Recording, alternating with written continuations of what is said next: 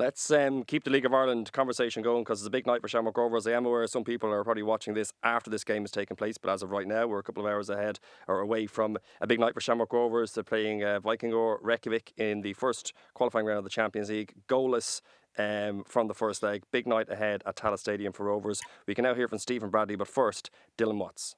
You've had a chance to have a bit of a look now at the opposition for tomorrow. Are there any kind of areas you think you can get at them, or what can you bring tomorrow that you couldn't do overnight on a classic pitch? Yeah, of course. Look, we know they're a good side from playing them last week.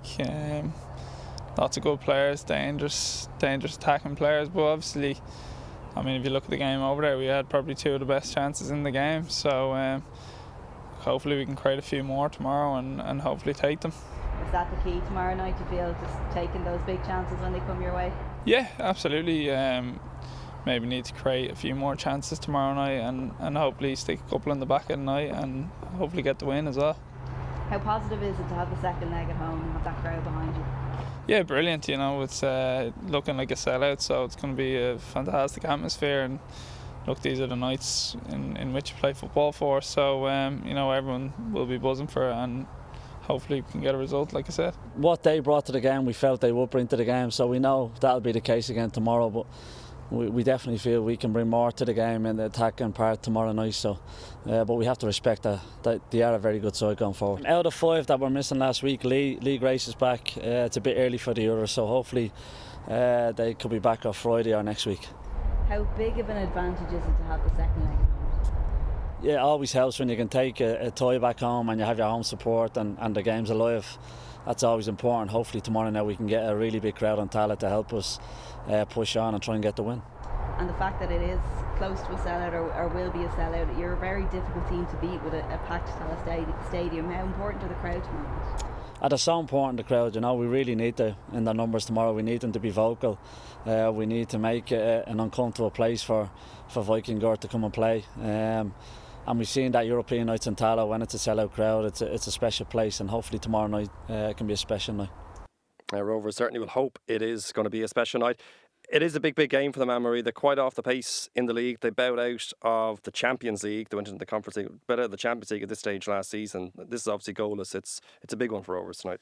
Yeah, and they bowed out at the hands of Icelandic opposition as well in Breidablik, but it's a big week for them. They've Bows in the Cup as well on Friday night, so yeah, speaking to Dylan Watts, speaking to Stephen Bradley, you can tell they're confident about tomorrow night. I made the point to them there that they are a tough side to beat at home with that crowd behind them at Tallaght, and they seem to feel that if they turn up, they're certainly capable of getting the win.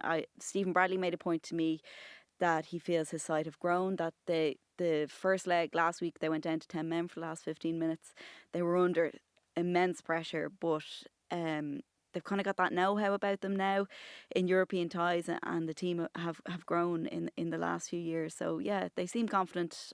I'd back them to get the job done at home. They can really do, couldn't they, with a good European run this year?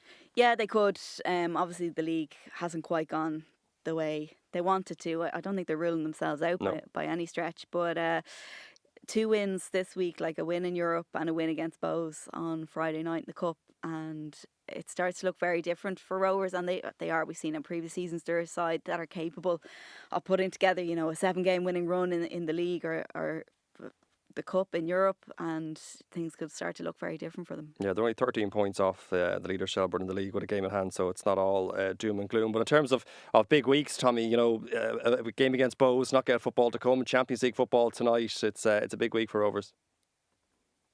Yeah, it is. Look, I would imagine, I know Anne-Marie says they're not chucking the league obviously by any means, but like if you look at, you know, a huge injury profile over the season so far and maybe a squad with a lot of older players, you'd wonder whether the focus might be right. If we can get the cup run and if we can get Europe right, then maybe that is our focus for the remainder of the season. Like, just not to absolutely do not mistake the huge nature of this. And again, I understand people will be listening to this afterwards, so I hope it's a positive result for Rovers tonight if you're listening to this after the game. The fact that if you win this tie and you get into the next round of the Champions League qualifiers, it just makes it so much easier then to guarantee European football into the group stage, because You then need to only really win one more tie because then you'll basically, whatever, even the worst happens after that, you'll fall down into the Conference League. And then it's easier because you're in the Champions Path in the Conference League. You theoretically be playing against smaller nations. Compared to what happened last year, Rovers lost to Breidablik. That was such a wounding defeat because they went into the Europa League qualifiers then, and they faced Ferencváros, who were too powerful, just too big. You even looking at the Thursday games, and hopefully, Derry have a big challenge on board. Hopefully Shels can get the job done. Derry, if they get through, would face Copenhagen. Shels go through, they face Zurich. Clubs from bigger nations. It is a tough path to go through for them. For the champions, for the Irish League winners, this first round game is so massive because it just makes your life, you've a real fighting chance then of getting group stage football. And we all know how important that is for the league in general, as well, obviously the club in particular, but for Irish football in general.